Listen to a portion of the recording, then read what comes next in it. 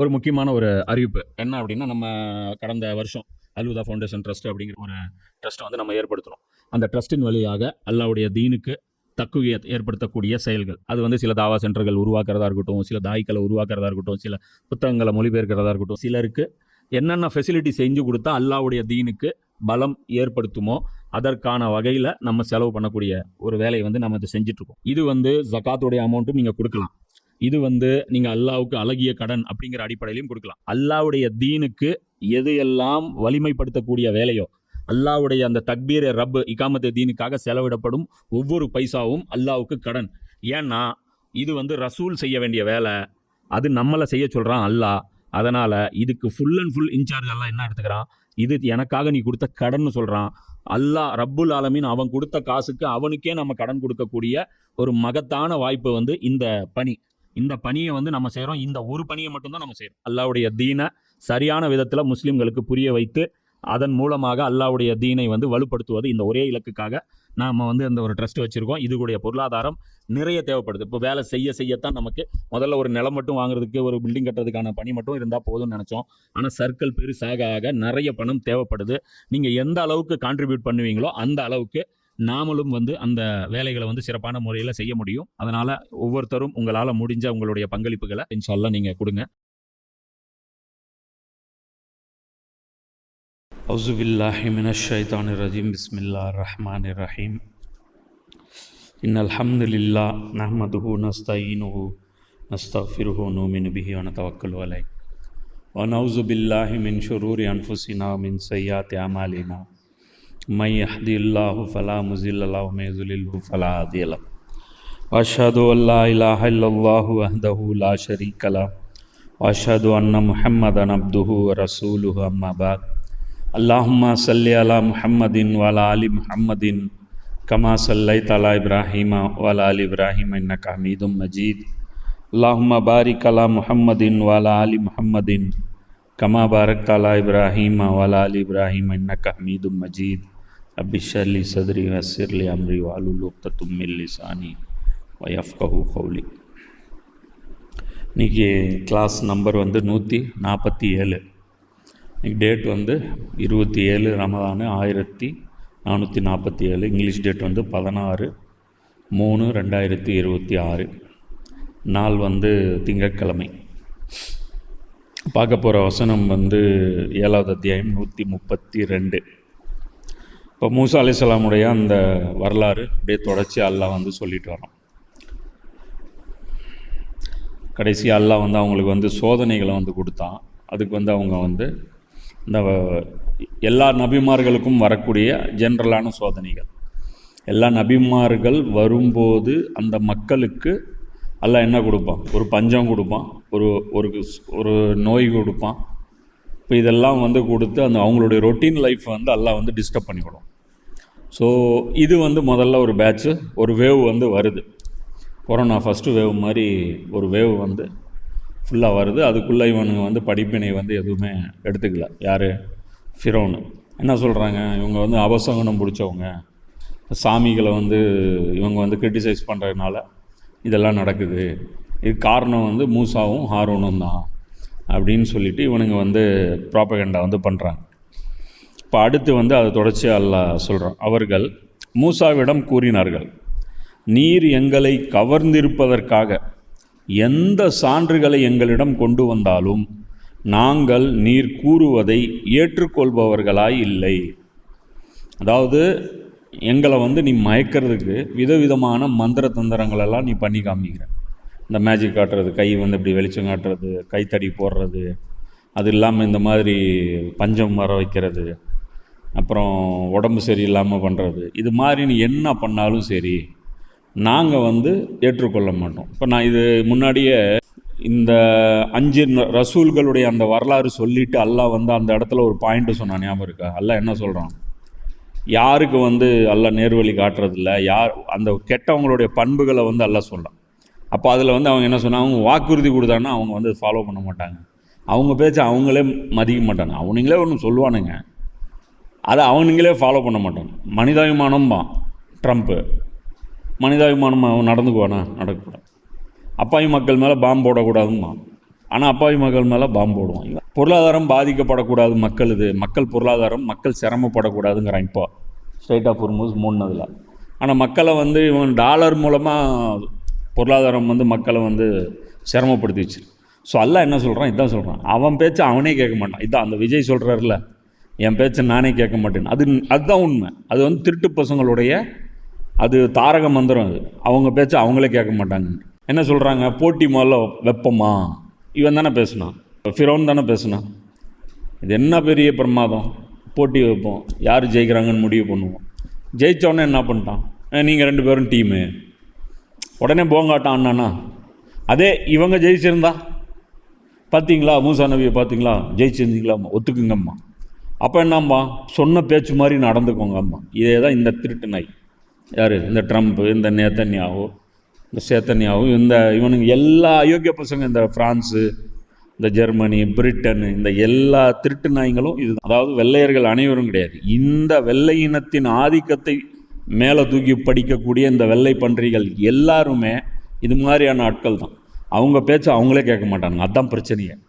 அதனால் அவங்க பேசுகிறதுக்கு யாரும் இது பண்ணவே முடியாது, உத்தரவாதமே கிடையாது. இப்போது இவங்க என்ன சொல்கிறாங்க, நீ என்ன சான்று கொண்டு வந்தாலும் நாங்கள் ஏற்றுக்க மாட்டோம் அப்படிங்கிறாங்க.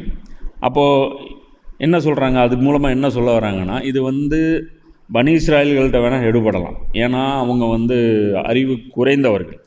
நாங்கள் அப்படி கிடையாது, நாங்கள் பெரிய அப்பாட்டக்கர். அதனால் வந்து அதான் பாமர மக்கள் தானே ஏமாறுவாங்க. அவங்க சொல்கிறது, பாமர மக்கள் வேணால் ஏமாறுவாங்கப்பா, நீங்கள் இந்த மாதிரி மேஜிக்லாம் காமிச்சேன்னா. நாங்களாம் அப்படி கிடையாது. இப்போ இங்கே புரிஞ்சிக்க வேண்டிய மெசேஜ் என்னென்னா, மழை நின்று போகிறது மேஜிக்கா? வானத்தில் மழை நிற்கிறது, மழை பெய்ய வைக்கிறது யாருடைய கண்ட்ரோலில் இருக்குது? யோசிக்க வேண்டாமா? இது வந்து சூனியமா? இது அல்லாவுடைய புறத்துலேருந்து வருதுங்கிறது தெரிய வேண்டாமா? இப்படி வந்து அவங்க பண்ண உடனே அல்லாஹ் என்ன பண்ணுறான், செகண்ட் வேவ் ஒன்று அனுப்புகிறான். இது வந்து அதான் சொல்கிறேன்ல, இது வந்து கிட்டத்தட்ட ஒரு பல வருடங்கள், இது எத்தனை வருடம்னு எக்ஸாக்டாக சொல்ல முடியாது, ஆனால் மினிமம் வந்து ஒரு 20 வருஷம் இது வந்து நடந்திருக்கு. உச்சி தூக்கிட்டு அவர் வந்ததுலேருந்து சும்மா நம்ம காலையில் தூக்கி போட்டார், அடுத்த நாள் இது பண்ணார், அடுத்த நாள் அவர் கிளம்பி கடலில் போனார், இவங்க அழிக்கப்பட்டாங்க, அப்படிலாம் நடந்தது கிடையாது. அது இழுபறி அவ்வளோ பெருசாக போகும். இதில் வந்து அப்போ அடுத்த வேவ் வந்து அல்லாஹ் என்ன பண்ணுறான், இறுதியில் நாம் அவர்கள் மீது புயல் மழையை அனுப்பினோம். இப்போ புயல் மழை வந்துச்சுன்னா என்ன பண்ணும், புயல் மழை வந்துச்சுன்னா என்ன பண்ணும், பயங்கரமான வேலை, டேமேஜ் பண்ணும், பயிர்கள்லாம் அடிச்சுட்டு போயிடும். அறுக்கிற நேரத்தில் மழை பெஞ்சதுன்னா என்ன ஆகும், நெல்லெல்லாம் இல்லாமல் போயிடும். இப்போது இதை பற்றி பைபிள் வந்து விரிவாக பேசுது. விடுதலை பயணம் அதில் வந்து 9 அதிகாரத்தில் 23 - 25 வரைக்கும். மோசே தம் கோலை வானை நோக்கி நீட்டவே, மூசா அலைஹிஸ்ஸலாம் என்ன பண்ணுறாங்க, அந்த அசாவை எடுத்து, இந்த கைத்தடி எடுத்து மேலே நீட்டுறாங்க.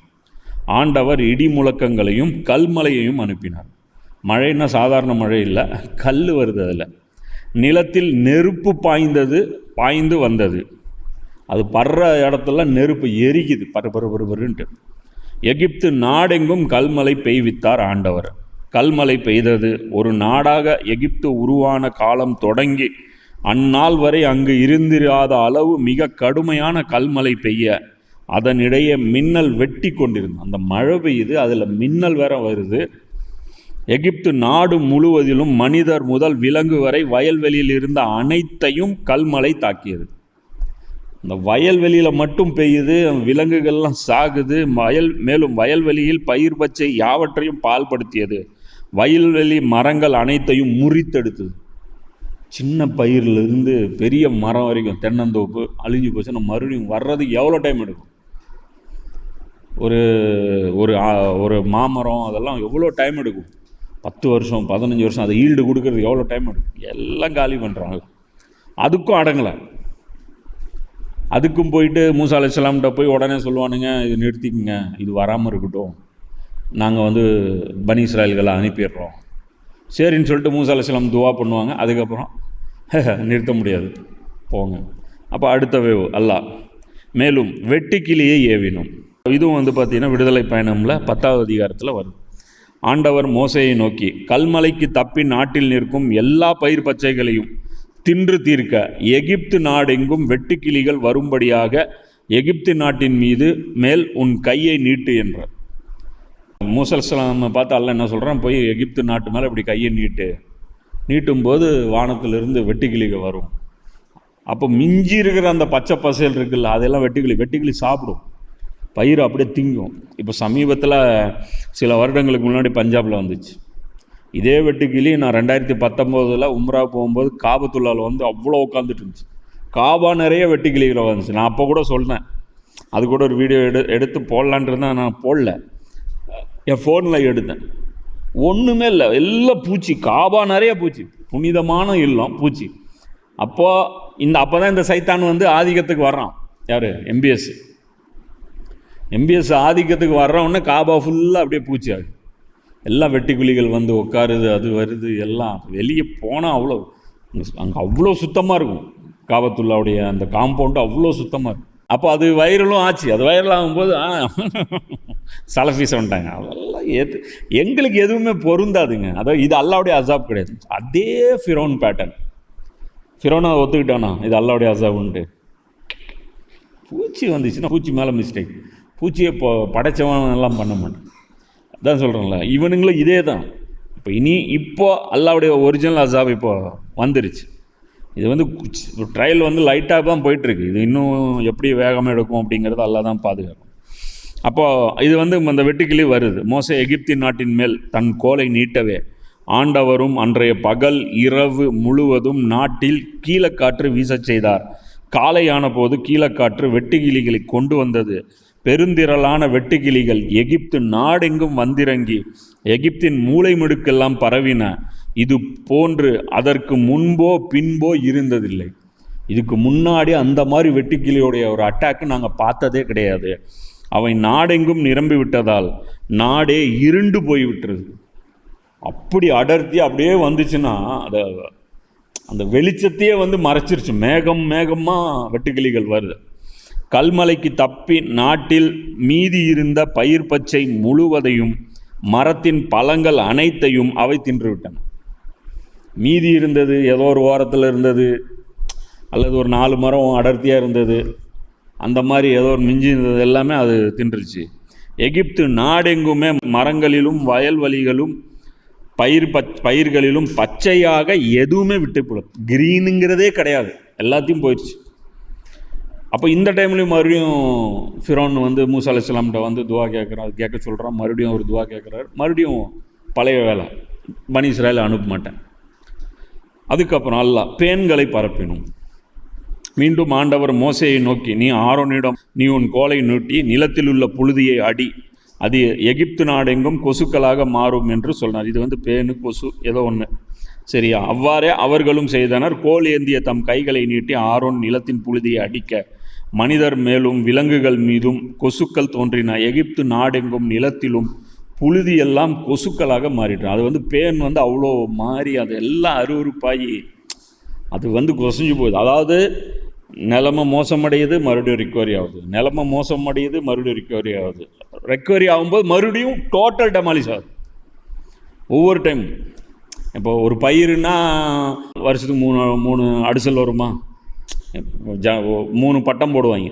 முப்போகம் விளைந்ததா அப்படிம்பா, 3 போகம். அப்போது ஒரு தடவை ஒரு பேட்ச் போட்டாங்க, அழிஞ்சு போச்சு. அடுத்த பேட்ச்சு போடுறான். ஃபஸ்ட்டு பேட்ச் கல்மலையில் போச்சு, 2வது பேட்ச்சு வெட்டுக்கிளியில் போச்சு, 3வது பேட்ச் வந்து பூச்சி தின்றுச்சு. அதுக்கப்புறம் அல்லாஹ் குரானில் சொல்கிறான். இது வந்து நான் குரானு பைபிள் மாற்றி சொல்லிட்டுருக்கேன். இப்போ மறுபடியும் குரானை சொல்கிறேன். தவளைகளை பெருக செய்தோம். இது ஒரே வசனத்தில் அல்லாஹ் சொல்கிறான். இது வந்து நான் வந்து டீட்டெயில் வந்து நான் பைபிள்லேருந்து எடுத்து அட்டாச் சொல்கிறேன். இது தவளைகளை பெருக செய்தோம், இது குரான். இது வந்து விடுதலை பயணம்ல 8வது அதிகாரத்தில் 18 இது வந்து வருது. ஆண்டவர் மோசேயை நோக்கி கூறியது, நீ ஃபிரௌனிடம் போய் அவனிடம் ஆண்டவர் கூறுகிறார், எனக்கு வழிபாடு செய்வதற்காக என் மக்களை போக விடு. இதுதான் அங்கே கொஸ்டினே. ஃபிரௌன்கிட்ட போய் அவர் என்ன சொல்கிறாரு? பனி இஸ்ராயேல்களை எங்கே அனுப்புறது? அவர் வழிபடணும். நாங்கள் அவங்கள கூட்டிகிட்டு போய் ஒரு இபாதத் செய்யப்போம். அது என்ன இபாதத்? இங்கே செய்ய முடியாது. 3 நாள் தொலைவில் ஒரு இடம் இருக்குது, அந்த இடத்துல தான் செய்ய சொல்லியிருக்கோம். இது வந்து அங்கே இருக்குது. அவர்களை அனுப்ப நீ மறுத்தால் இதோ நானே உன் நிலப்பகுதியை எல்லாம் தவளைகளால் தாக்கி விடுவேன். இவர் சொல்கிறார். யார்? மூசா அலைஹிஸ்ஸலாம். தவளைகள் நைல் நதியை நிரப்பி பின்னர் உன் வீட்டுக்குள்ளும் உன் படுக்கை அறைக்குள்ளும் உன் படுக்கையிலும் உன் அலுவலர்கள் மற்றும் உன் குடிமக்கள் வீட்டிலும் உன் அடுப்புகளிலும் மாவு பிசையும் தொட்டிகளிலும் ஏறி வந்துவிடும்.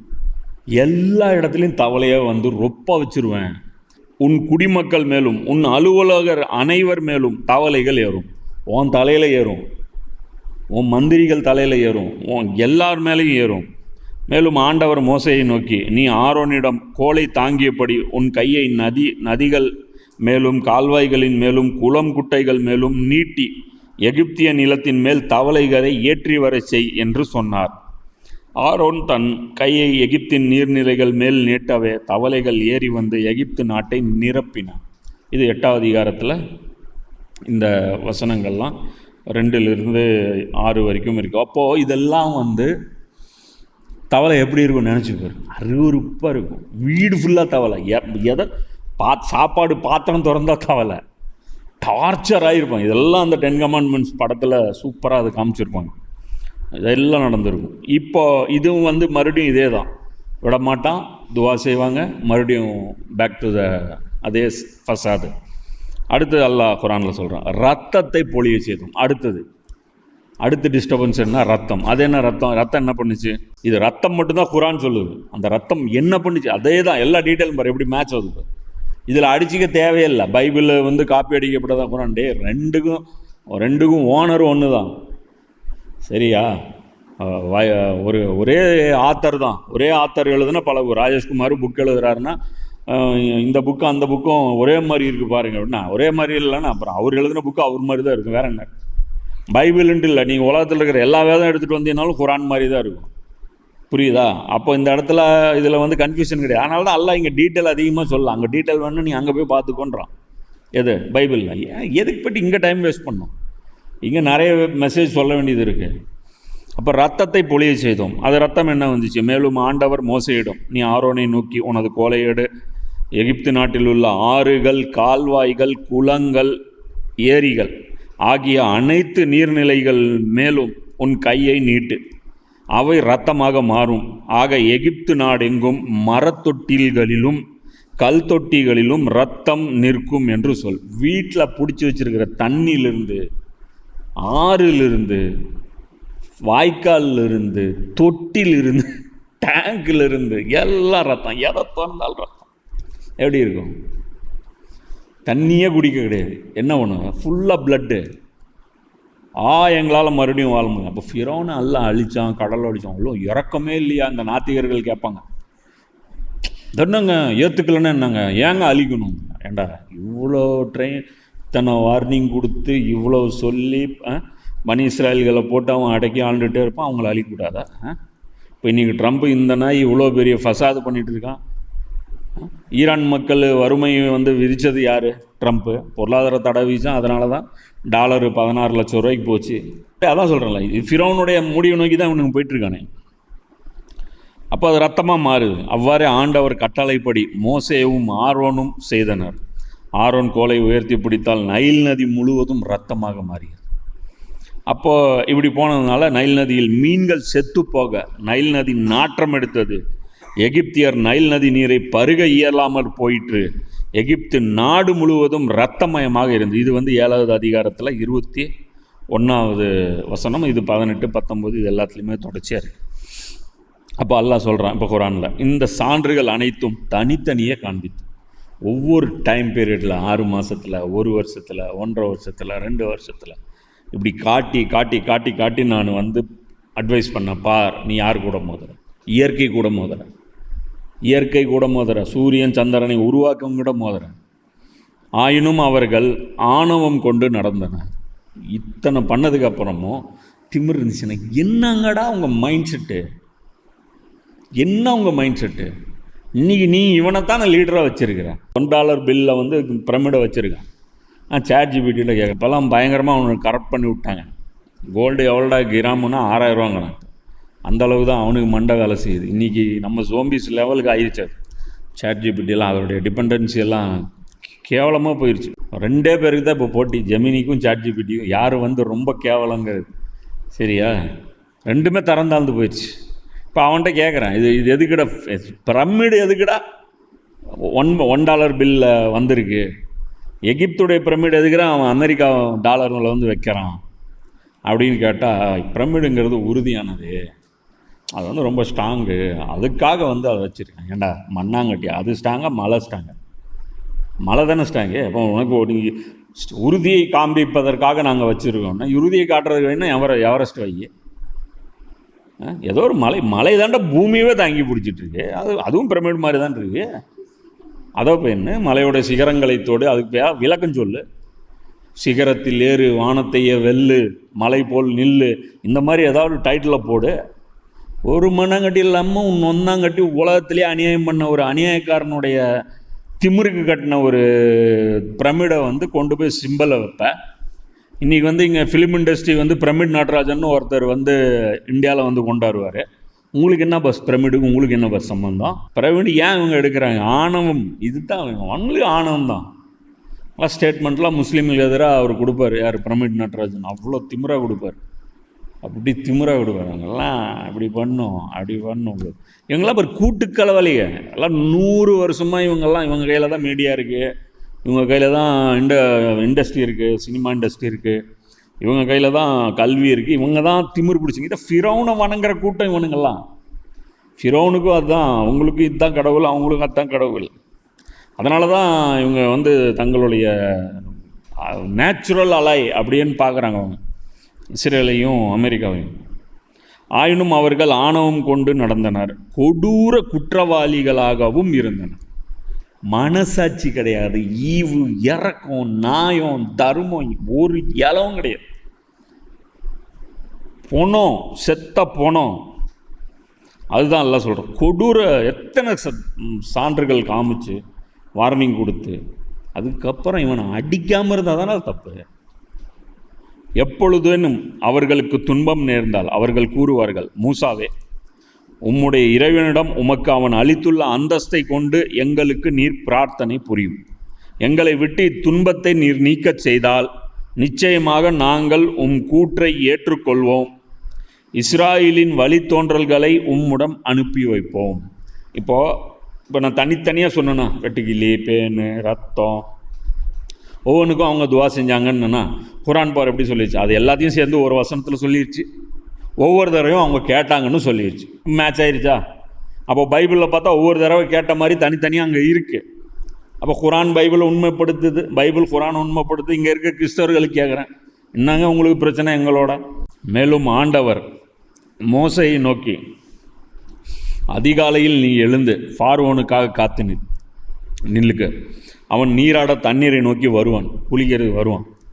அப்போது அவனை நோக்கி சொல், ஆண்டவர் கூறுவது இதுவே, எனக்கு வழிபாடும் செலுத்தும் பொருட்டு என் மக்களை போகவிடும். என்னை வணங்கணும், அதுக்காக என் மக்களை அனுப்புன்னு சொல்லி பனி இஸ்ரவேல்களை கேள். என் மக்களை நீ போக விடவில்லை என்றால் இதோ உன் மேலும் உன் அலுவலர் மேலும் உன் குடிமக்கள் மேலும் உன் வீட்டின் மேலும் ஈக்கள் வர செய்வேன்.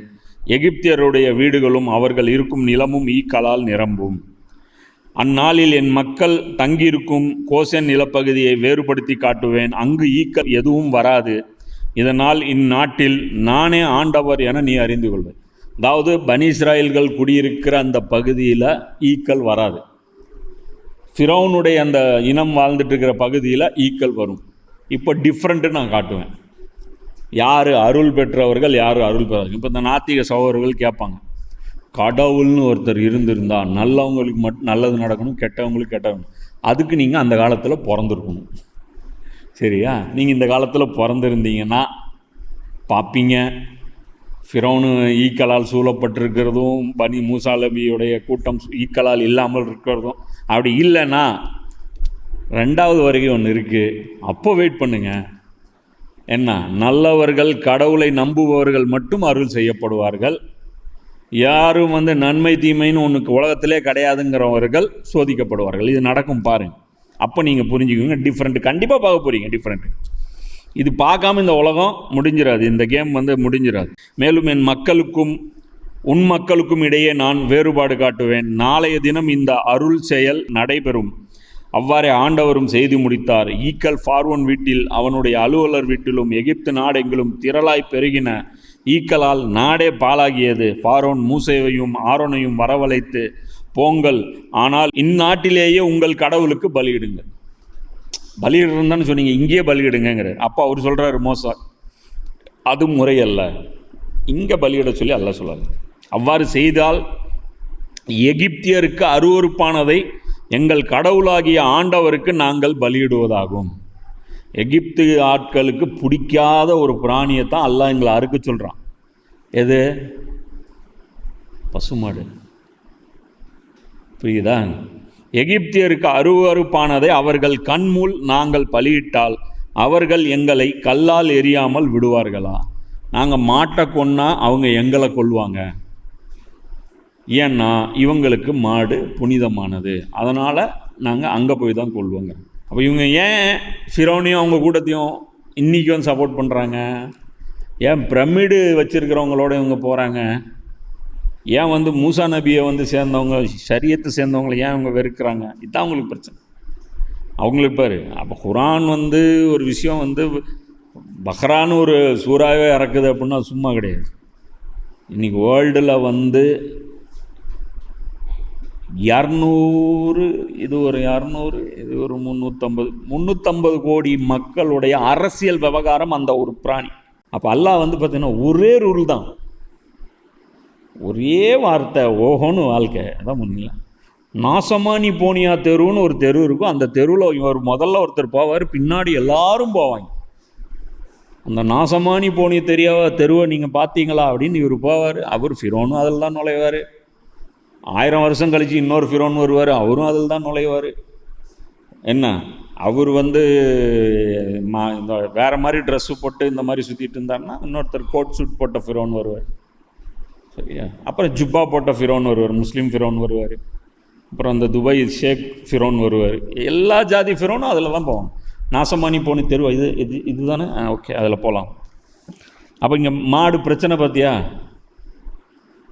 மாட்டை அறுத்தா நீங்கள் தாங்க மாட்டீங்க, உங்கள் முன்னாடி அறுத்தோம்னா நீங்கள் தாங்க மாட்டீங்க, எங்களை பேசாமல் கழட்டி விட்டுருங்க, நாங்கள் வேறு பகுதி போயிடும். பாலை நிலத்தில் நாங்கள் 3 நாள் நடந்து எங்கள் கடவுளாகிய ஆண்டவருக்கு அவர் எங்களுக்கு சொல்வதை பலியிடுவோம். அந்த பலி தான் பஹ்ராவில் வரும்.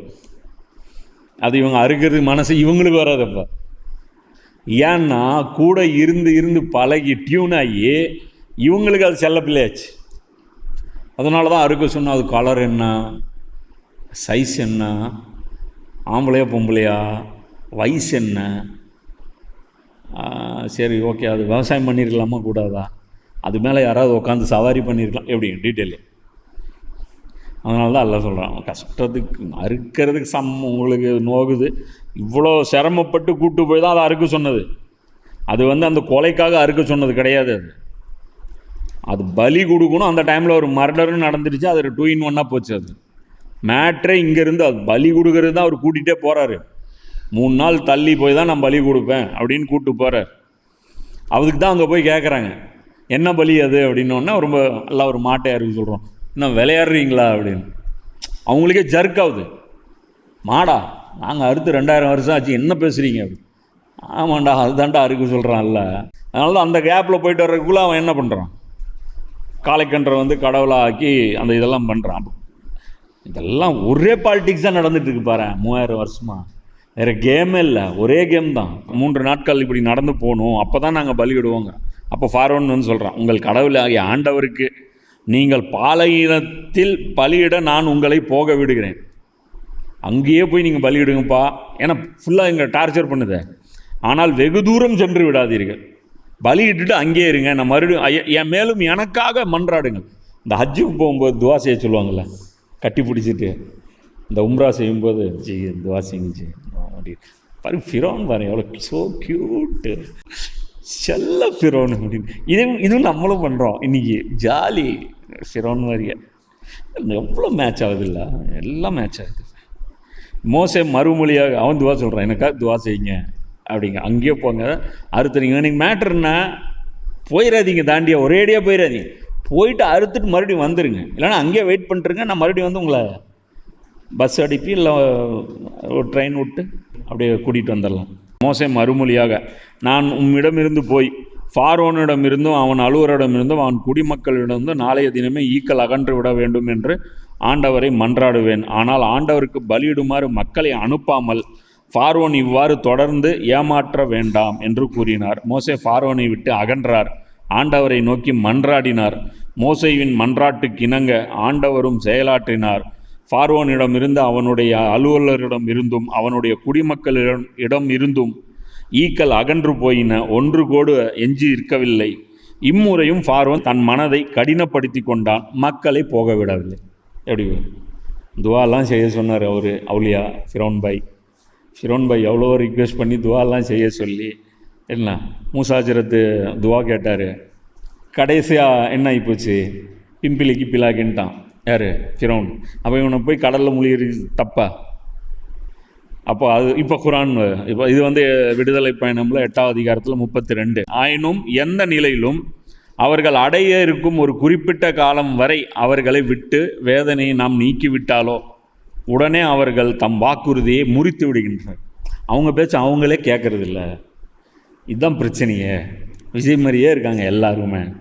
இவங்க என்ன நினைப்பு அப்படின்னா, மூசா அலைஹிஸ்ஸலாம் ரிலீஸ் பண்ணி விட்டு பனி இஸ்ராயல்கள் ரிலீஸ் பண்ணி விட்டா வீட்டு வேலையெல்லாம் நம்ம அப்பா நான் செய்வான், அதனால் முடிஞ்ச வரைக்கும் வேலை செய்யட்டும், இன்னொரு 6 மாதம் தள்ளி போட்டோம். அதான் அப்பப்போ தவணை கொடுக்குறாங்கள, வர்ற தவணை இன்ஸ்டால்மெண்ட்டை யூஸ் பண்ணுவோம், அதையும் வேஸ்ட் பண்ணிட்டு ஒரு 100 தவணை கிடைச்சா 50 வருஷம் ஆயிரும்ல. கணக்கு தான் வந்த வரைக்கும், அதாவது சொரண்டே அந்த எண்ணெயில் எவ்வளோ இருக்கோ அந்த சட்டியில் இருக்கிறதெல்லாம் தொடச்சி எடுத்துருவோம் அப்படின்ட்டு.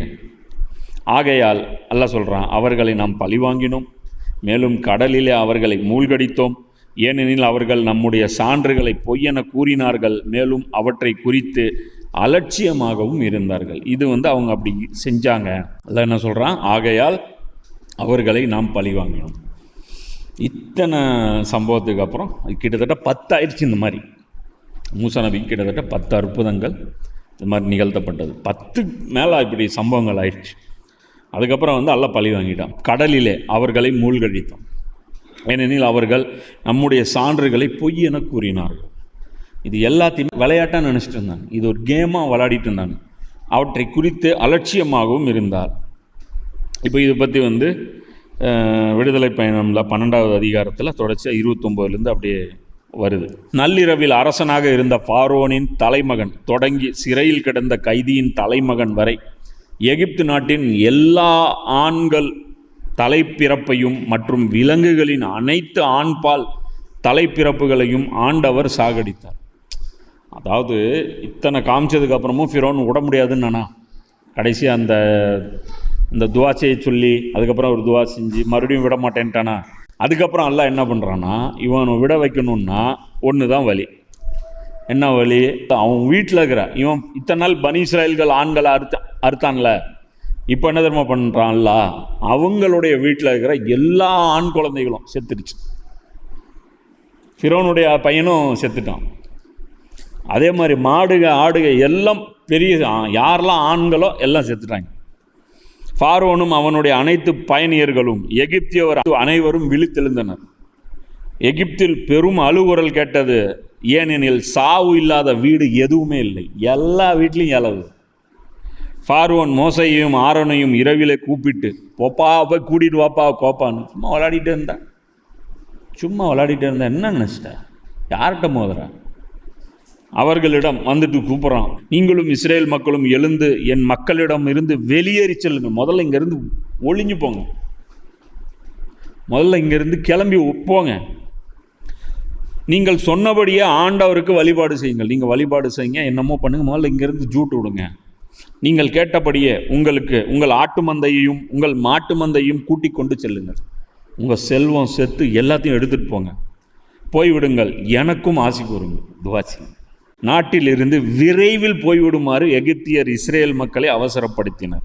இந்த எகிப்துக்காரங்க என்ன பண்ணாங்க, முதல்ல கிளம்பி போங்கப்பா, இன்னும் எத்தனை இளவு உழுவுன்னு தெரியாது, போங்கப்பா, நாங்கள் எல்லாருமே சாகிறோம், செத்து கொண்டுட்ருக்காங்க, நாங்கள் போங்கப்பா. எகிப்தில் குடியிருந்த மக்கள் அங்கு வாழ்ந்த காலம் 430 ஆண்டுகள். எத்தனை வருஷம்? 430 வருஷம் அவங்க அடிமையாக இருந்திருக்காங்க. இவ்வளோ நீண்ட அடக்குமுறை. அதிலிருந்து இவங்களுக்கு வந்து ஒரு எழுச்சி.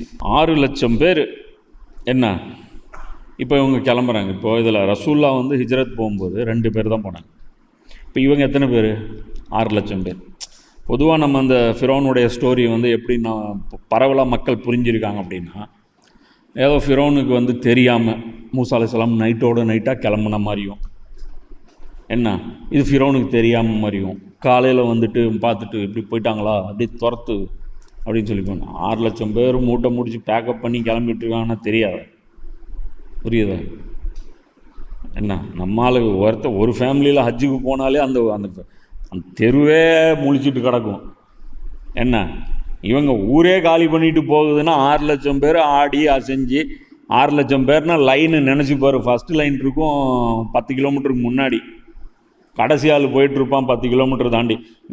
பெரிய லைனு போயிட்டு இருக்குது. ஃபிரௌனுடைய அரசவைகளுக்கும் அவங்களுடைய அந்த அதிகாரிகளுக்கு இது தெரியாதா? ரசூலாவும் அபூபக்கரும் போனது வேணால் அபுஜெயிலுக்கு தெரியாமல் இருக்கலாம். ஏன்னா அவங்க 2 பேர். இதே மக்கால் இருக்கிற மொத்த டீமும் கூப்பிட்டு போச்சுன்னா அபுஜெயில் நின்றுருக்க மாட்டான், வந்துட மாட்டான். 5 நிமிஷத்தில் துரத்தி பிடிச்சிருவாங்க. அப்போ சீன் வந்து என்னங்கிறது புரியுது பாரு. ஏன் அப்படின்னா ரசூல், நான் சொன்னல, ரசூல் வின் பண்ணணும். ரசூல் வந்து ஓடி ஒளிஞ்செல்லாம் போகக்கூடாது. புரியுதா? அவர் வந்து கெத்தாக ஜெயிக்கணும், அவ்வளோதான். மக்கா என் கையில் வரும்னா வரும். மக்காவுக்கு நான் ரசூலாக வந்துட்டேன்ல, அப்போ மக்கா என் கையில் வரும். எப்படி வரும்? கெத்தாக வரும்.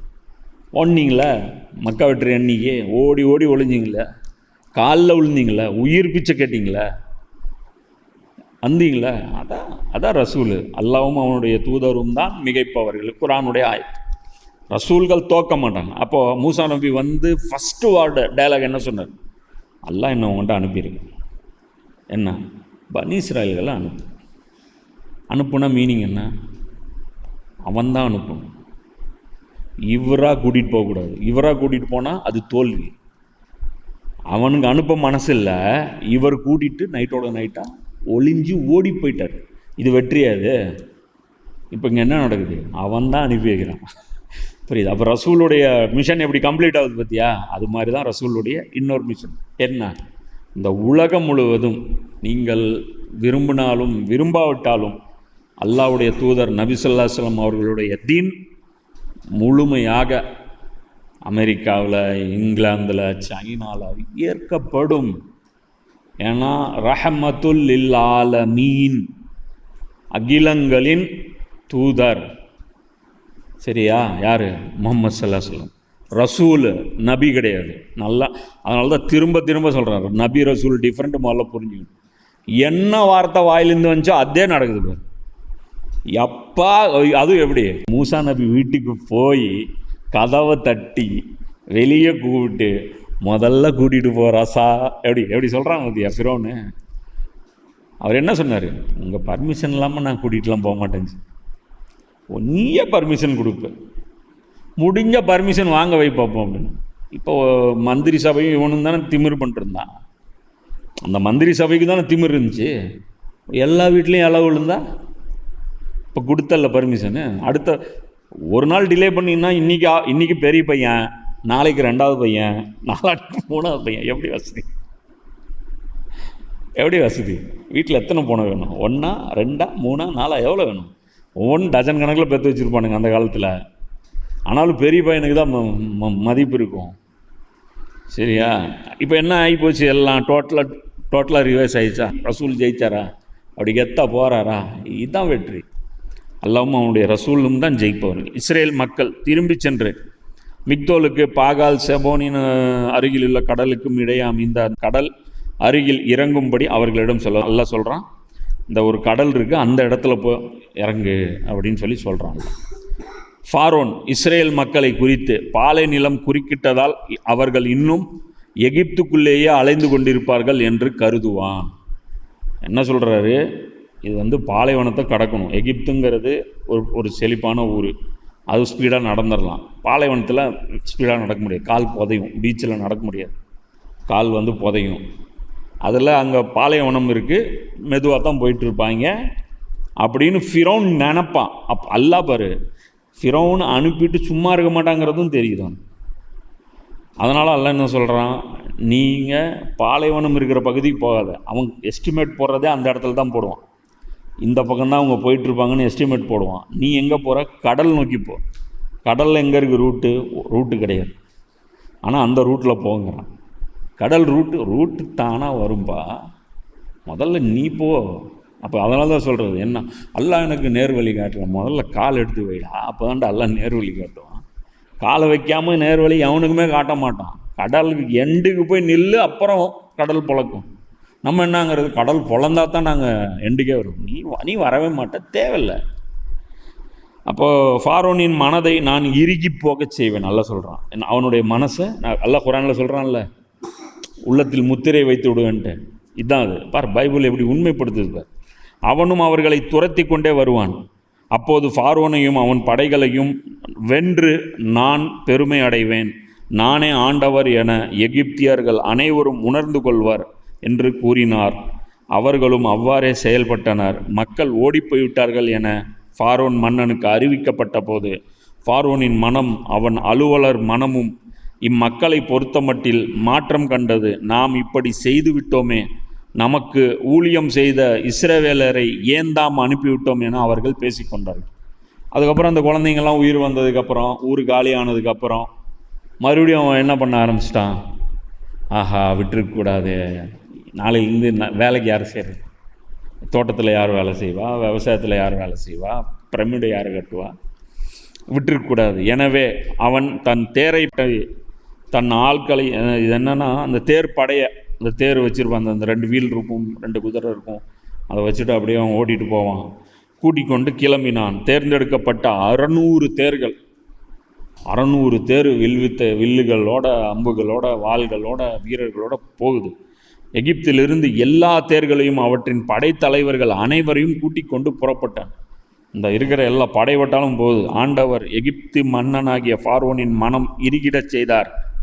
தப்பு பண்ணிட்டோம், மறுபடியும் திருந்தணும் அப்படின்லாம் அல்லாஹ் அவனை ஆக்கலை. கல்லாயிருச்சு அவன் மனசு, சீல் வச்சிட்டான். இஸ்ரேல் மக்களை துரத்தி சென்றான். இஸ்ரேல் மக்களோ வெற்றி கை உயர்த்திவாறு சென்று கொண்டிருந்தார். அவங்க ஜாலியாக வெற்றி ஜெயிஸ்டோன் போகிறான். ஃபாரோனின் குதிரைகள், தேர்கள், குதிரை வீரர்கள், படை ஆகிய அனைத்தும் எகிப்தியர்களை துரத்தி சென்றது. கடலின் அருகே இறங்கியிருந்த அவர்களை நெருங்கினார். ஃபாரோன் நெருங்கி வந்து கொண்டிருக்க இஸ்ரேல் மக்களும் தன் கண்களை உயர்த்தி எகிப்தியர் தங்களை பின்தொடர்ந்து வந்து கொண்டிருப்பதை கண்டனர். பெரிதும் அச்சமுற்றவராய் இஸ்ரேல் மக்கள் ஆண்டவரை நோக்கி கூக்குரல் எழுப்பினர். அவர்கள் மோசேயை நோக்கி, எகிப்தில் சவக்குழிகள் இல்லை என்றா நீர் எங்களை பாலநிலத்தில் சாவதற்கு இழுத்து வந்தீர்? அங்கன்னா கபிரிஸ்தானுக்கா பஞ்சமாக இருந்துச்சு, இங்கே கொண்டாந்து அடக்கம் பண்ணுறது எங்களை கூட்டிகிட்டு வந்துட்ட? யாரை? மூசா நபியை பார்த்து சொல்கிறாங்க. ஏன்னா அல்லாஹ் வந்து சொல்லியிருக்காங்க மூசா நபிக்கு, கடலை நோக்கி போங்கன்ட்டு. இப்போ கடல் முன்னாடி, வேற எங்கேயும் போக முடியாது. பின்னாடி ஃபிரௌன் பார்த்துட்டாங்க, கண்ணில் பார்த்துட்டாங்க. இப்படி செய்து விட்டீரே என்றான். எங்களை விட்டுவிடும், நாங்கள் எகிப்தியர்களுக்கு ஊழியம் செய்வோம். இப்போவும் ஒன்றும் கெட்டு போல, நாங்கள் சரண்டர் ஆயிடுறோம். அதான் சொல்கிறேன், இந்த அடிமைகளை எழுப்புறது இருக்கு பாரு, இருக்கையிலே பெரிய பிரச்சனை. இன்றைக்கி நம்ம ஆளுங்க என்ன, தரையை டச் பண்ணி அதுக்கு கீழே போக முடியல, அதுக்கும் கீழே சுரங்கம் தோண்டிட்டு உள்ளே போகிறாங்க. கீழே போய் அதுவும் தாழ்ந்து போகிறது. எங்களை விட்டுவிடும், நாங்கள் அவங்க சொல்கிறாங்க, எகிப்தியருக்கு நாங்கள் ஊழியம் செய்வோம் என்பது தானே எகிப்தில் நாங்கள் உம்மிடம் கூறிய வார்த்தை. நீங்கள் வரும்போதே நாங்கள் என்ன சொன்னோம், எங்களை வேணாம் விட்டுருங்க, நாங்கள் அங்கேயே வேலை செய்கிறோம், இவரெல்லாம் விட மாட்டாங்க, எங்களை கொன்னே போடுவாங்க அப்படின்னா. ஏனெனில் பாலை நிலத்தில் செத்தொழிவதை விட எகிப்தியருக்கு ஊழியம் செய்வது எங்களுக்கு நலம். இன்றைக்கி அதுதான் அதான பண்ணுறோம்.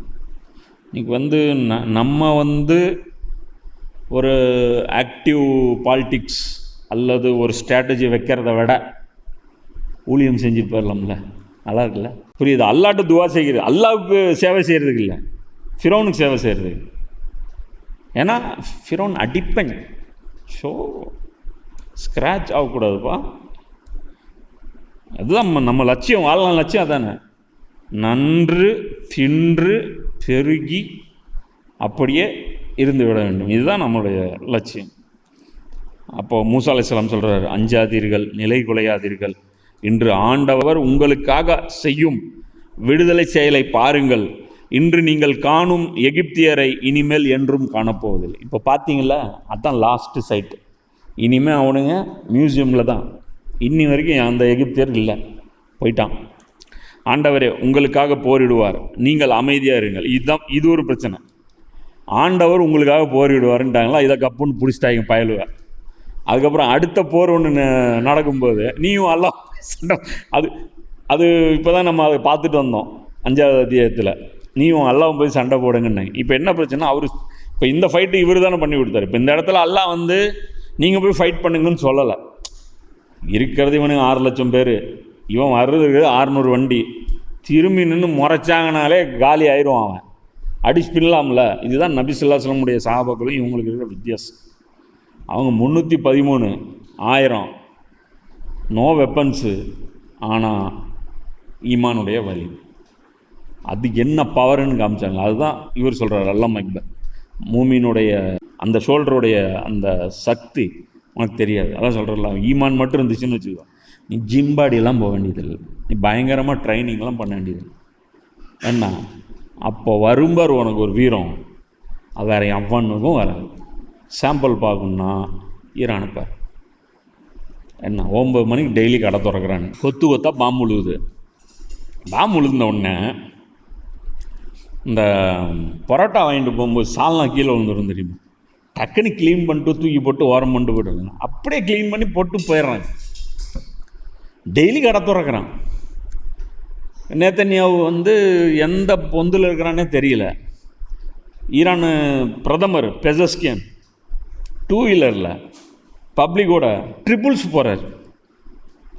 நடுவில் ஒருத்தன் வண்டி ஓட்டுறான், ட்ரிபிள்ஸ் போகிறார் பப்ளிக்கோட. அப்படியே செலிப்ரேட் பண்ணி இப்படி 2 பக்கம் கை எழுத்துட்டு இப்படி போகிறார்.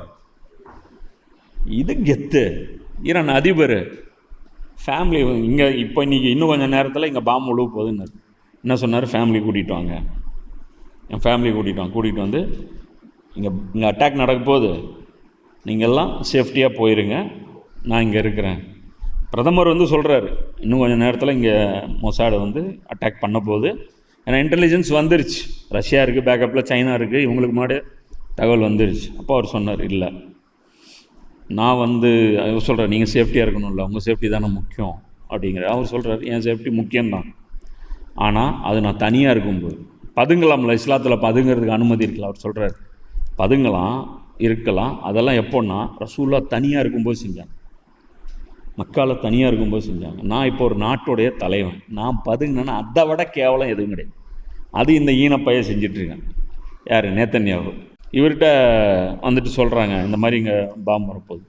உட்காந்தார், ஃபேமிலி கூப்பிட்டாரு, இந்த மாதிரி சம்பவம், நாங்கள் உங்கள் கூட வரோம். அதே ஹுசைனியத், ஹுசைன் அலைஹிஸ்ஸலாம் என்ன பண்ணாரோ அதையே அப்படியே ஹுசைன் 2.2 அப்படியே ஜென்ரேட் பண்ணி செத்தார். நாடே இப்போ ஒன்றாயிருச்சு. என்ன ஆயிடுச்சு, வீரன் ஒவ்வொரு வீரனும் நீ போய் சாவுன்னு என்ன பண்ணுவாங்க. இந்த சேவிங் பிரைவேட் ரயான்னு ஒரு படம் இருக்குது, அது 1919 நடந்த அந்த ஃபஸ்ட் வேர்ல்டு வாரில் நடந்த ஒரு போர், அதை பற்றி அந்த காமிச்சிருக்கோம். அப்படியே இந்த படகை எடுத்துகிட்டு இந்த பக்கம் வருவாங்க. கடற்கரை அமைதியாக இருக்கும். திடீர்னு பார்த்தா அவ்வளோ பெரிய அந்த பாறைகள் இருக்கும் கடற்கரையில். மேலே இருந்து அப்படியே காட்டுவோம், பாறைக்கு பின்னாடி அப்படியே எல்லாம் லைனாக இராணுவ வீரர்கள் படுத்து கிடப்பாங்க. இந்த கப்பல்லாம் கரையில் தட்டின ஒன்று டுச்சுன்னு அடிப்பான். சும்மா சில்லையாக ஆகும். உடனே போட்டு ரிவர்ஸில் விடுவானுங்க. ரிவர்ஸில் விட்டால் இந்த கூட்டிகிட்டு வந்தாலும் ஆர்மி ஜென்ரல் அவன் பின்னாடி இருப்பான். எவன்லாம் திரும்பி வரானோ அவனை இப்படி பார்த்து சுடுவான். ஏண்டா உங்களை கூட்டிகிட்டு வந்தால் நீ தொடநடிக்க மாதிரி ரிவர்ஸில் ஓடுறீங்க, முன்னாடி போங்கடா அப்படின்ட்டு. வெளியே இந்த பக்கம் வந்தீங்கன்னா நாங்கள் சுடுவோன்ட்டு. இப்படி தான் எல்லோரும் சண்டை போட வச்சுட்ருக்காங்க. ஃப்ரண்ட்டில் வரலாற்றில் போன ஒரே படை நபி ஸல்லல்லாஹு அலைஹி வஸல்லம் படை. அதுக்கப்புறம் ஈரான் இப்போ போகுது. அது மாதிரி யாரெல்லாம் ஈமான் இருக்காங்களோ அவங்க. இப்போ இவர் உயிரை கொடுத்து அப்படி ஃப்ரண்ட்டில் நின்று ஒரு எக்ஸாம்பிள் செட் பண்ணால் இராணுவ வீரன்லாம் என்ன கெத்தில் இருப்பான். F-15 வாங்க ஜி கூடவே போகலாம், ஒன்றும் பிரச்சனை இல்லை, சேர்ந்து போகலாம், ஜாலியாக இருக்கும். ரம்ஜான் மாதம், புனித மாதம், கொடுத்து வச்சுருக்கணும். இஸ்லாத்துக்காக அல்லாவுடைய தீனுக்கு, அல்லாவுடைய தீனுன்ட்டு இல்லை, ஒன்றை ஒருத்தன் அடக்க நினைக்கிறான், அவனுக்கு அடிபணியாமல் செத்தா நீ ஷஹீத்.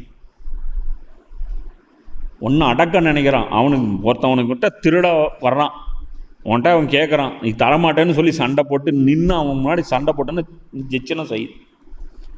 அநியாயக்காரனுக்கு அடிபணியக்கூடாது, அதுதான் இஸ்லாம். ஒன் வேர்டு ஃபிரௌனுக்கு, அதுதான் இஸ்லாம். அப்போ அதை அவங்க செட் பண்ணுறாங்க. ஆண்டவர் மோசையை நோக்கி, ஏன் என்னை நோக்கி அழ வேண்டும், முன்னோக்கி செல்லும்படி இஸ்ரேல் மக்களிடம் சொல். ஏன் அவங்க அழுதுட்டு இருக்காங்க? முன்னாடி போக சொல்லு. கோலை உயிர் பிடித்தவாறு அப்புறம் அவர் கடல் மேலே அடிக்கிறாரு, கடல் ரெண்டாக அப்படி பிரியுது, அப்படியே அதுக்குள்ளே அவங்க போகிறாங்க. இஸ்ரேல் அனுபவிப்பு முன் சென்று கொண்டிருக்க இறை தூதர் இடம்பெயர்ந்து அவர்களுக்கு பின் வந்து நின்றார். மேகத்தூணும் இடம்பெயர்ந்து முன்பக்கத்திலும் அவர்களுக்கு பின்பக்கத்திலும் வந்து கொண்டது. அது எகிப்தியரின் அணிவகுப்புக்கு. இதை பாருங்களேன், இவங்களும் இறை தூதர்லாம் சொல்கிறாங்க, பைபிளெல்லாம் இருக்குது ரசூலுன்ட்டு. அப்புறம் என்ன உங்களுக்கு பிரச்சனை? திடீர்னு தெய்வ குழந்தையை கொண்டாந்து ஒரு ப்ரொஜெக்ட் ஏன் பண்ணுறீங்க? மூசா அலைஹிஸ்ஸலாம் ரசூல் தானே. அப்போ உங்களுக்கு ஹெட்டு ரசூல் தானே. அவர் எவ்வளோ பெரிய ஆள், அவரே ரசூல்னு தான் சொல்கிறார். மோசே தம் கையை கடல் மேல் நீட்டவே ஆண்டவர் கீழே காற்றை வீசி செய்து நீர்த்திரள் பிரிக்கப்பட்டது. வலப்பக்கத்திலும் இடப்பக்கத்திலும் உள்ள நீர்த்துறைகள் அவர்களுக்கு சுவராக விளங்க இஸ்ரேல் மக்கள் கடல் நடுவே உலர்ந்த தரையில் நடந்து சென்றனர். இது எல்லாமே நடக்குது. இது பார்த்திங்கன்னா ஃபுல்லாக அதை நீங்கள் படிச்சிங்க, அவ்வளோவும் படிக்க தேவையில்லை. 14ஆம் அதிகாரத்தில் விடுதலை பயணமில் 1வது வசனத்திலிருந்து 14ஆம் அதிகாரம் ஃபுல்லாகவே, அது 33 வரைக்கும் ஃபுல்லாகவே அவர்கள் இவ்வாறு ஆண்டவர் அந்நாளில் எகிப்தியர் பிடியிலிருந்து இஸ்ரவேலருக்கு விடுதலை அளித்தார். கடற்கரையில் எகிப்தியர் செத்து கிடப்பதை இஸ்ரவேலர் கண்டனர். எகிப்தியருக்கு எதிராக ஆண்டவர் கைவன்மை காட்டி செயல் புரிந்ததை உணர்ந்து ஆண்டவர் மீது மக்கள் அச்சம் கொண்டனர். மேலும் அவர்கள் ஆண்டவரிடமும் அவர் அடியார் மோசேயிடமும் நம்பிக்கை வைத்தனர் அப்படின்னு சொல்லிட்டு அல்லாஹ் சொல்கிறான். சரியா? அப்போது இதுதான் அந்த அளிக்கப்பட்ட அந்த சம்பவம் குரான் சுருக்கமாக சொல்லுது.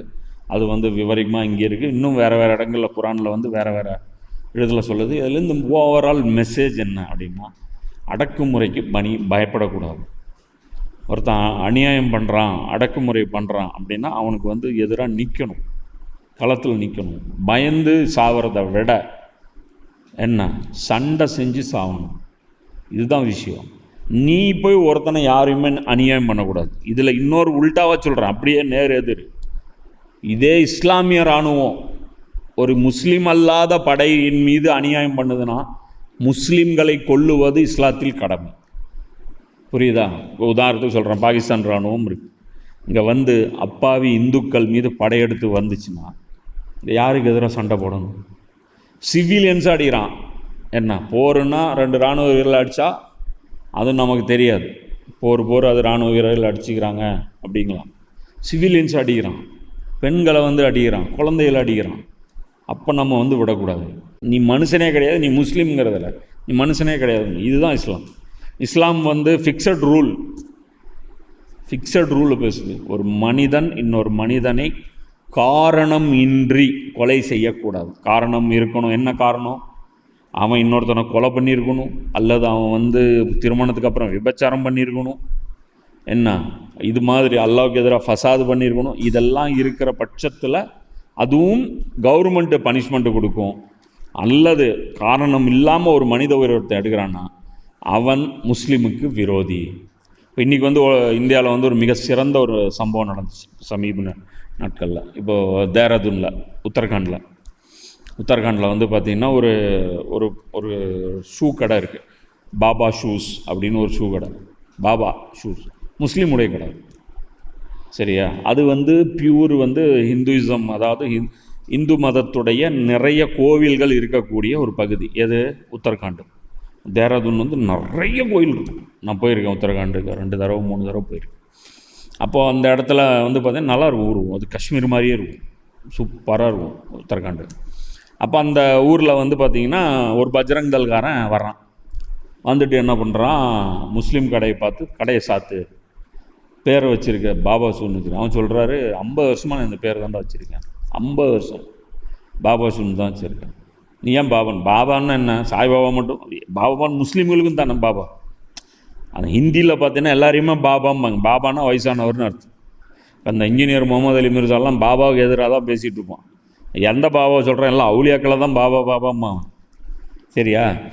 அப்போது பாபா வந்து வைக்கக்கூடாது ஷூ அப்படின்னு சொல்லிட்டு உடனே மிரட்டுறாங்க. மிரட்டினோன்னே அதுக்கப்புறம் அடிக்கிறது ஒரு கும்பலே வருது. அந்த பெரியவர் வந்தவுடனே பக்கத்து கடைக்காரர் ஒருத்தர் வர்றார். அவர் சும்மா அவர் இருக்கிறார். அவர் கரெக்டாக பார்க்க போனால் அவர் பழைய பட்டிஸ்டா மாதிரி இருக்கார். அவர் ஜிம்மு வச்சுருக்காரு, கடையும் வச்சுருக்கிறார். காலையில் ஜிம்மில் ட்ரைனிங் கொடுக்குறாரு, ட்ரைனர் ஆட்டுருக்கு. அப்புறம் கடையிலும் வச்சுருக்கார். பக்கத்து கடைக்காரர் அவர் வந்துட்டார். தம்பி என்னப்பா பிரச்சனை உனக்குன்னு.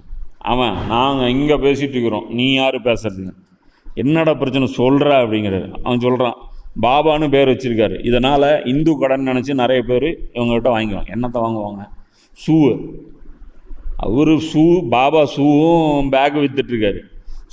என்ன பிரச்சனை உங்களுக்கு? ஒன்றும் பிரச்சனை கிடையாது.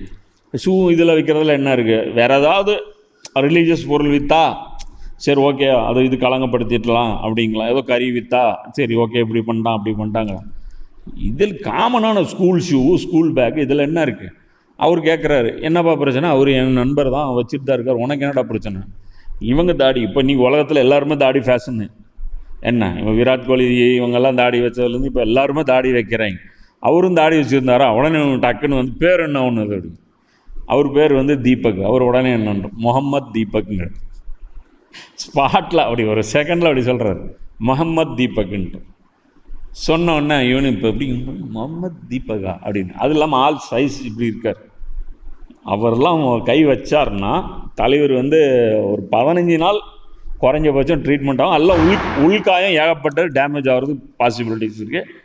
ஆர்கன்ஸ்லாம் கூட டேமேஜ் ஆகிரும். நெஞ்செல்லாம் அடித்தார்னா நெஞ்செலும்பு உடஞ்சிரும். அப்படி தான் இருக்கேன். இவன் ஆள் பார்த்த உடனே ஏதோ ரிக்வெஸ்ட் பண்ணுறேன்னு சொல்லிட்டு நான் போகிறேன் அப்படின்னு போயிட்டு அதுக்கப்புறம் ஒரு 100 பேரை கூட்டிகிட்டு வந்துட்டான். அடுத்த நாள் அவர் ஜிம்முக்கு கூப்பிட்டு வந்து 100 பேர் இருக்கணுன்னா தூம்னு குதிக்கிறான். போலீஸ் இவரை வந்து பிடிச்சி வச்சுருக்காங்க, அடக்கி வச்சுருக்காங்க. யாரை? தீபக்கை, முகமது தீபக்கை பிடிச்சி வச்சுருக்காங்க. அங்கேருந்து அவனுங்க வந்து குதித்து பேரிகார்டை குதித்து அவன் வர்றான் அடிக்கிறதுக்கு. இவர் போலீஸ் கையை உதறிட்டு இப்படி வந்தவொடனே அப்படியே அவன் திரும்பி ஓடுறானே சிங்கக்குட்டி. எடுத்தான் பாரு ஓட்டம் மான்கரத்தை அப்படியே. அதுக்கப்புறம் அதான் அவன் தராதம் சொல்கிறேன்ல, எப்போவுமே இப்படி தான் இருக்கணும். அவர் நமக்கு எக்ஸாம்பிள். யார்? முகமது தீபக். இது மாதிரி தான் நம்ம ஒவ்வொருத்தரும் முகமது தீபக்காக இருக்கணும், என்ன முகமது சரவணனாக இருக்கணும், நம்ம வந்து முகமது குமாராக இருக்கணும், நம்ம ஒவ்வொருத்தரும் வந்து முகமது அல்ஃபோன்ஸாக இருக்கணும்.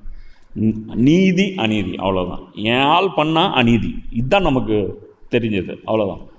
இதில் வந்து நம்ம பாலிடிக்ஸ் முதல்ல இந்த இன அரசியலை விட்டு வெளியே வரணும்.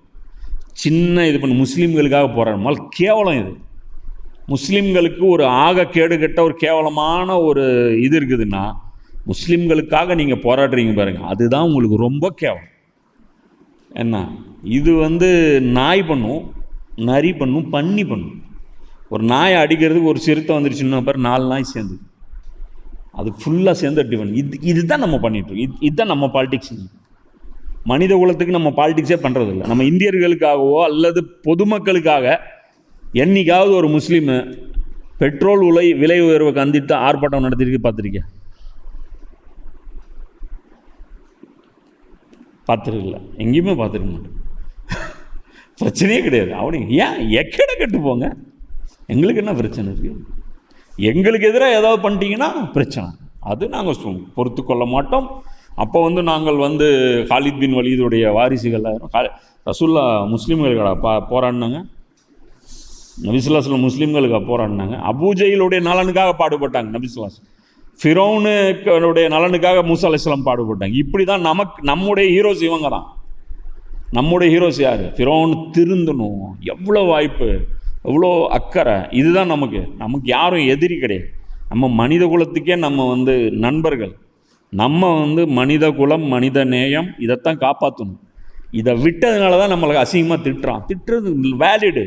கீழே போய் நம்ம ஃபேக் ஐடியில் போய் ஆயா அம்மான்னு சொல்லி நம்மால் கீழே திட்டி விட்டு வந்துடுறது, அதெல்லாம் பண்ணாதீங்க. இன்னும் இப்போ இந்த போர்க்காலம் நிறைய நியூஸ் வரும். பிடிச்சி தமிழ் பொக்கிஷம் திட்டுறது, ரவிக்குமார் சோமுவை திட்டுறது, ஏதோ ஒன்று இவங்கள்ட்ட இவங்க டவுனாக ஆறாங்க அப்படின்னு எவனா ஒருத்தன் சொன்னால் அது கேட்க கூட இவங்களுக்கு விரும்புறதில்லை. ஈரானுக்கு அடி விழுந்துச்சு, அது எப்படி அடி விழுந்துச்சுன்னு சொல்லலாம். நாங்கள் ஜெயிச்சுட்டே இருக்கோன்னு எங்கள் காதில் தேனை நீங்கள் ஊற்றிட்டே இருக்கணும்னு, அதுக்கு நீங்கள் ஜெயிக்கணும். என்ன பண்ணுறது? ஈரான்கிட்ட ஏர்ஃபோர்ஸ் எங்கே இருக்குது? நிலைமை. ஆனால் தில்லு இருக்குது, அது வேறு விஷயம். முதல்ல ஈரானுக்கு உங்களுக்கு என்ன சம்பந்தம்? அவங்க வீரர்கள், அவங்க தனி ஜாதி. நமக்கும் அவங்களுக்கு என்ன சம்பந்தம்? நம்ம சஜிதாலேருந்து எந்திரிக்கிறதே கிடையாது. நமக்கு அவங்க கியாமில் இருக்கா, அவங்களுக்கு நமக்கு என்ன சம்பந்தம்? அவங்க எதிர்த்து அவங்க ஹுசேனை ஃபாலோ பண்ணுறாங்க. திடீர்னு ஈரான் சைடு ரூட் எடுத்துட்டாங்க எல்லாரும். நேற்று வரைக்கும் ஈரானுடைய அக்கீதாவை வந்து போஸ்ட்மார்ட்டம் பண்ணிகிட்டு இருந்தான். நெஞ்ச பிளந்து அவனுக்கு வந்து ஈமான் இருக்கா, அவனுக்கு இது இருக்கா, எல்லாத்தையும் பார்த்துட்டு இருந்தான். இப்போ திடீர்னு வந்து பார்த்தா அவன் நம்ம ஆள் அப்படிங்கிறான். எப்பட்றா அவனை? எப்படியோ ஒன்று, ஆனால் நம்மால் மாதிரி தான் தெரியுது அப்படின்னு சொல்லிட்டு அப்படியே ஃபிட் பண்ணிக்கிட்டான். ஜெயிக்கிறானா நம்மால் தானே அப்படின்ட்டு. சூப்பராக இருக்குல்ல? அது மாதிரி எல்லாம் பாதுகாக்கணும். இது வந்து ஃபிரௌனுடைய படிப்பினை புரிஞ்சுக்கணும். தக்கப்புரு, அநியாயம், ஜுல்மு, மக்களை அடக்கி ஆள்வது, இதுதான் இஸ்லாம் எதிர்க்கு. இதுதான் பைபிளும் எதிர்க்கு. ஏன் சப்போர்ட் பண்ணுறீங்க நெத்தன்யாவை? இஸ்ரேல் புனித பூமின்னு எதுவுமே கிடையாதுங்க. மக்காவே புனித பூமி கிடையாது. நபி ஸல்லல்லாஹு அலைஹி வஸல்லம் அவர்கள் வெளியே போகும்போது மக்கா புனித பூமியா? எதிரி பூமி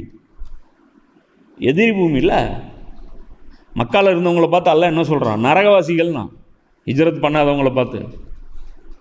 ஏன் போகல நீங்கள் ரசூல்லா கூட? இல்லைல்ல, நான் என்ன பண்ணுறது, இப்ராஹிம் நபியுடைய பூமியாச்சா, அதனால் நான் விட்டுட்டு இப்ராஹிம் நபியுடைய வாரிசே போகிறாரு, இந்த பூமி வேணான்ட்டு. அப்புறம் நீ என்னடா நின்றுட்டுருக்க? ரசூலா எங்கே மௌத்தானாங்க? மதீனாவில். அப்புறம் எதுக்கு உனக்கு மக்காவுடைய என்ன புனித பூமி? எதுவும் புனித பூமி கிடையாது. நல்லவங்க கையில் இருந்தால் அது நல்ல பூமி, கெட்டவங்க கையில் இருந்தால் அது கெட்ட பூமி. இதுதான் நம்முடைய ரூலு. சரியா? எல்லாம் வந்து சரியான படிப்பினை குரானிலிருந்தும் பைபிளிலிருந்தும் எதிலிருந்தும் நியூஸ் சேனல்லிருந்தும் எடுத்துக்கக்கூடிய தெளிவை எடுக்கக்கூடிய பாக்கியத்தை எல்லாம் உனக்கும் எனக்கும் தந்துடுவானாக. ஆகிர் தாவானா அல்ஹம்துலில்லாஹி ரப்பில் ஆலமீன்.